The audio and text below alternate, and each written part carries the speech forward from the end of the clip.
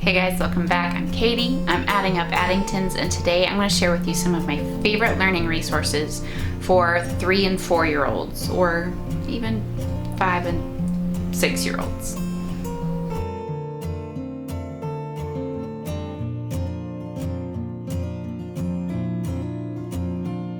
If this is your first time stopping by, welcome. I'm so glad that you are here. I am a mother of 8. We homeschool, we own our own company, we are former foster parents, we're an adoptive family, we love to travel and adventure and discover together, and I would love for you to hit that subscribe button if you haven't already, because we love to share our adventures with you. So as always, my kids are here, they live with me, they're in and out, I get interrupted, they make appearances, and then they disappear. Because I'm just me. I'm a real life mom. And that's how we roll. I get asked relatively frequently, like, what do you do with your 3 and 4-year-olds? I do currently have a 3 and a 4-year-old, and a 5-year-old, and a 6-year-old, among other ages. So what kind of learning activities do you do with your preschoolers? What kind of school curriculum do you do with your preschoolers? And so I want to show you today some of the things that we use. Now, what do kids really need at 3, 4, 5, 6 years old? They need to play. They need to play. They need to do pretend play. They need to have active play. They need to be outside. They need to run. They need to climb. They need to jump. They need to pretend, all of those things. That is the single most important thing that you can do for your preschoolers, hands down.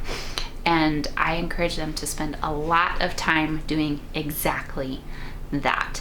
That is the way children learn. That is the way their brain builds experiences, and their brain makes connections, and they can distinguish patterns, and all of those things come through play.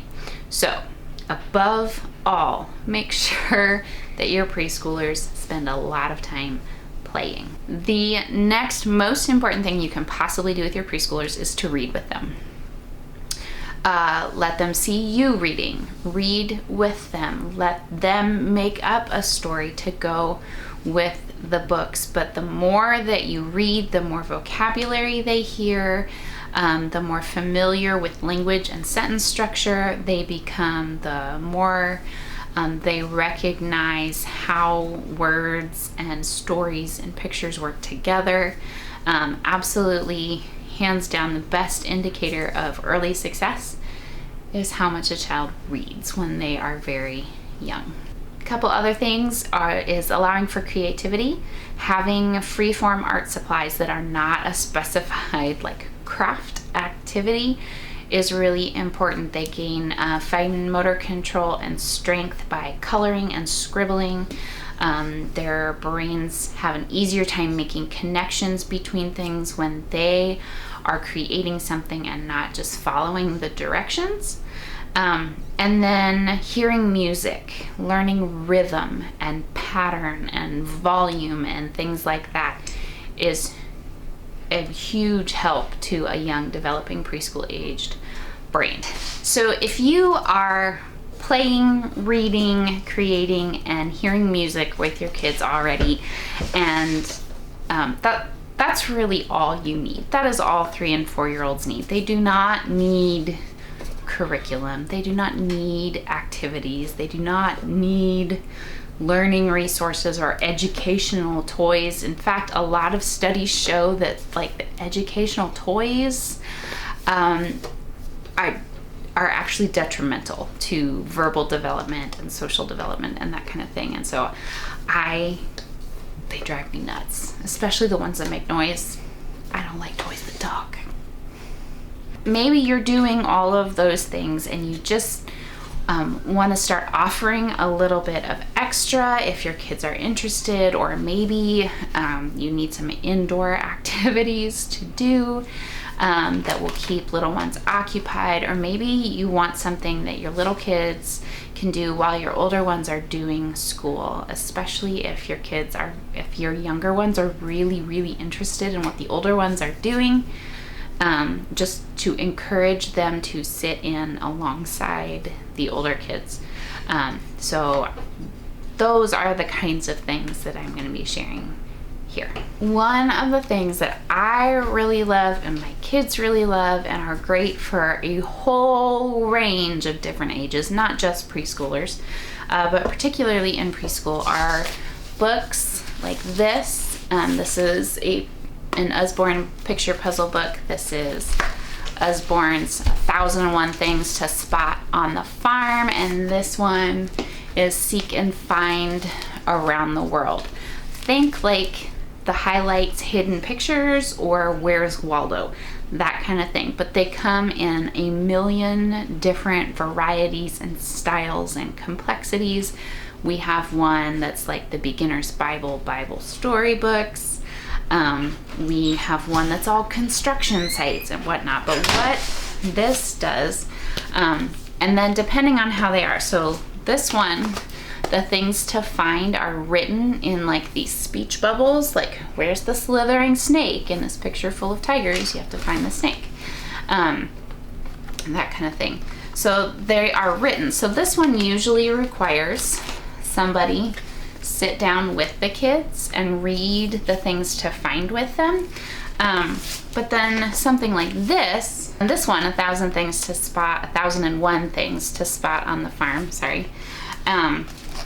This has like the visual key around the page where it just has the number and the picture. So you find, you find 3 black horses, you find 6 brown hens, and so they can either see these pictures. If they don't know numbers yet, they can see these pictures and just find as many of them as they can, or like my 3-year-old and sometimes my 4-year-old can read the numbers and find them. And so this is something that they can actually do independently. Like, they also love when we sit down and do it with them. And that helps build vocabulary as you're talking about the things that you see in the picture. But they can do this independently. And same, see, this one is like loved to pieces. It's falling apart. This one is a little more involved. You can find the people that they talk about individually, but there's also descriptions about the different places. So like, this is Rio. They can find those things. This is Cairo, Dubai, all kinds of different places around the world. Sydney, Australia, but it has information about the scenes that you're seeing and the country. So they're learning geography and cultural awareness and maybe even a little bit of history along with that. But they can also like find these little figures. What I love about these are, obviously, they're just fun. Like, they're just fun. The kids enjoy them. They can hold their attention for a really long time. And like I said, these are not all of them that we have. I just grabbed a couple. But they are learning to form shape recognition. And this will actually help them as they start to learn their letters. Being able to recognize a shape and a given picture within the context of all the others will build their ability to recognize letters as they get older. If you've ever tried to learn a new language with a different alphabet, you know that sometimes the script or the writing all looks the same to your eyes because you're not used to it.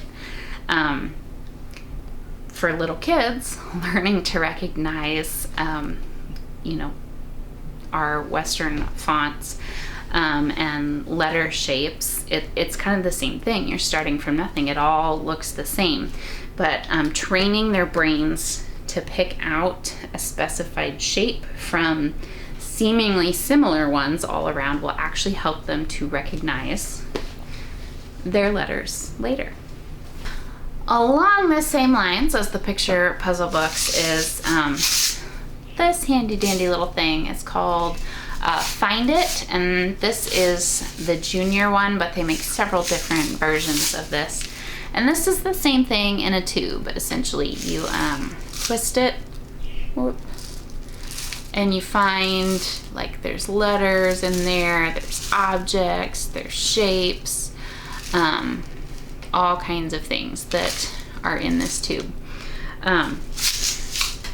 So this is really great because it keeps changing. Every time you roll it around, you see something different. So like, here's a little square tile, or a starburst bead, or here's a fish. So this is great because it changes. It's not static. They don't close the door. They don't automatically like open the page and they know where everything is. This is always changing. So this is great, and it does have a list on the top of all of the things in here that you can find. So so this is super fun, and it, again, the same thing, shape recognition, being able to pick out different shapes within a bigger context is helpful as they learn to read and write later. I will have as many of these things as I can find linked down below in the description box, so be sure to check out anything. This is the kind of stuff that we give for birthday gifts and Christmas gifts and all of those things. So if you need ideas or you're looking for something, be sure to check that out. And along a similar line, this is called a Wimmel book. It's by a German publishing company. This is a great big giant picture book. In the beginning, it talks about some of the things that you'll see in it. But basically the idea is that there are no words in these books. They're just big, bright, elaborate, fun pictures to look at. This one is all about construction sites, obviously, and different aspects of it. And the idea here is that the kids can look at the pictures and create whatever kind of narrative they want. They can tell a different story every time they open this, or they can look through the pictures independently and see what's happening without someone having to like point it out and explain it to them. So these are a lot of fun, and they don't, you can sit with your child and ask them to tell you about the pictures, but they can also be independent with this and look through it and find these. These are really great. All right, these next couple of things are super fun. This is by Dorling Kindersley. This is a Follow the Trail book, and what this is it's these big like photographic pictures, but they have these lines on them, and the cool thing about these lines is that they are like raised, they're textured, they have like glitter and stuff in them, so that the kids can follow it and feel with their finger that they are on this trail. Now what this is great for is fine motor control, and this translates to pen control, penmanship, and handwriting as they get older. So learning to do this translates directly into to writing, into like what we think of as traditional school skills, but it's just fun and engaging for young kids.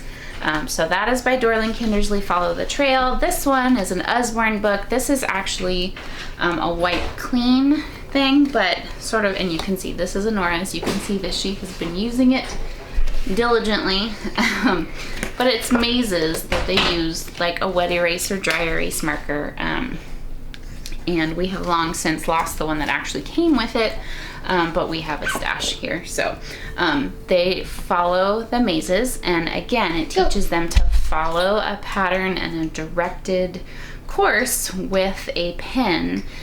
Again, strengthening those hand muscles, learning fine motor control, and pen control, so that they have those things developed to a certain level already when they learn how to write. This is so well loved. I don't even have the lid to the box anymore, but this is Matching Bears, which is essentially a memory game, but it's fun.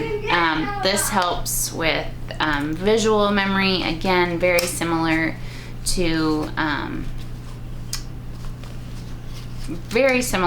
the seek and find kind of books, so that they are learning to differentiate shapes. It helps with patterns. It helps with like arrays, like mathematical organization of objects and how they fit together. And this actually came as part of our preschool curriculum that we do use. Now, I use that word curriculum very loosely here. Again, your 3 and 4 year olds do not need curriculum, and I'll explain a little bit more in a little bit, but matching games are great. We have like a Christmas one, we have the bears, we have Bible stories. They're just really great, and they can play them from a relatively young age. So 3 and 4 year olds can totally learn how to play memory. Now, another great toy thing to invest in are puzzles. We have so many puzzles in our house, and I will continue to get puzzles in our house because they sort of help with all the things. So this would be an example. This belongs to my 3-year-old. I know it says 4+. He can do it on his own in like under 5 minutes. This is a 35-piece puzzle. We have 50-piece puzzles and 48-piece puzzles and 100-piece puzzles and 150 and 200-piece puzzles, and we have a whole variety. So this is Carsten's. He's 3. He can do that. I love this brand, this Ravensburger. This is a German brand, but I have games and puzzles and stuff from this brand that we bought when I was 3 and under. My family lived in Germany for most of the first 3 years of my life, and I have games and puzzles from this brand that I still have. So they are definitely high quality, they are definitely sturdy, and we just really enjoy them. So I will link some of these down below. Obviously, if you can see, like this whole shelf behind me, it's all puzzles. This one is 200 pieces. It actually belongs to my 9-year-old son, but my 6-year-old daughter can do most of it with a little bit of help. So, you know, arrange, and obviously this one teaches geography as well. And then this one is actually, I'll show you the back. This is from Melissa and Doug. These are wood, and there's 4 different puzzles, and they're only 12 pieces each. This one is my 4-year-old who fine motor control and small muscle development is hard for her, and so these are wooden pieces, so they're really sturdy, and there's only 12 in each puzzle, so it's very simple, but they can stand up to her trying again and again. So puzzles, obviously, again, shape recognition, knowing like, will these shapes fit together? It helps with spatial recognition in much the same way.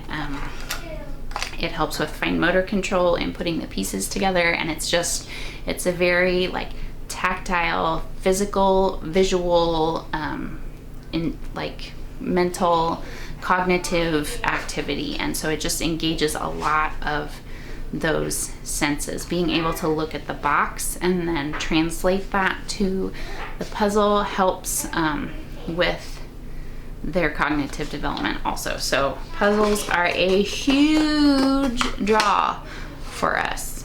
Now, I will say that our 3 and 4 year olds, we do use the Sunlight preschool curriculum, and by curriculum I mean it is a great big box of books, picture books, storybooks, book collections, and we basically, the guide splits up, like, read these stories in like order of developmental level. So it starts with the younger stories and works its way up to the older ones. If you have kids, you know that a newly turned 3-year-old is a lot different from an almost 4-year-old. At that age, there's just a big gap, and there's a lot that they learn and grow and all of those things. So It splits all of the stories and books up from youngest to oldest, developmental level, lots of classic books, and the goal is to sit and read with your kids and expose them to a big variety of stories and writing and illustrations and topics and themes and all of those things. So I mean, there's talking about different places around the world, there's talking about animals and plants, there's talking about construction and different jobs and how those things work, and there's reading stories about people from lots of different walks of life. And so when I say curriculum, I really mean we buy a giant stack of picture books from Sunlight and read them in the order they recommend.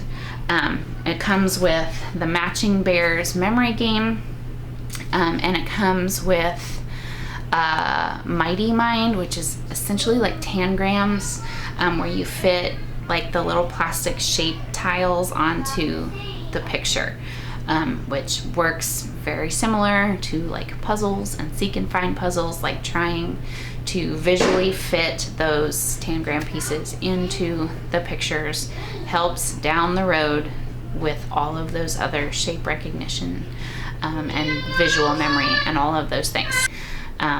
They have pretty much unlimited access to crayons and paper and markers, and maybe not markers, crayons, color pencils, paper, and they play outside, and we have invested a lot in our outdoor play spaces, especially having sensory seeking kids and some ADHD in our family. That outdoor physical play is as important, if not more so, than what we typically think of as like school activities, especially for our special needs kiddos. If you're looking for something a little more cohesive than maybe just a stack of picture books, my friend Lisa has developed and published a beautiful curriculum called A Year of Tales, based on the books of Beatrix Potter and Peter Rabbit. And it's just a very gentle, story-based, play-centered curriculum that I would love for you to check out. So I will link that down below. As always, if you're interested in the stuff that we use with Sunlight, I always leave my referral code down in the box below. This isn't sponsored. They give these referral codes to everybody, but if you spend $50 and use my referral code, you will get $5 off of your first $50 order. And finally, not necessarily a resource, but a little bit of a hack. Is it back to school time in the Bullseye's Playground area at Target? I will buy a whole bunch of the really cheap, like $1 workbooks, especially in like the preschool, pre-K, kindergarten range. Like some of the older kids ones are really super cool, and I keep those around as like extra enrichment activities for some of my older kids. But the preschool ones, I keep a stack around that I just let my kids scribble on. Because to them it looks like a school book that the older kids are doing. And so for me, the value in that is not the activities in the book. It is a younger child feeling connected and included in school time and feeling important, like they are really doing school. And if they want me to read the directions and help them through the activity, I will do that sometimes. But I don't buy those books for them to actually do them.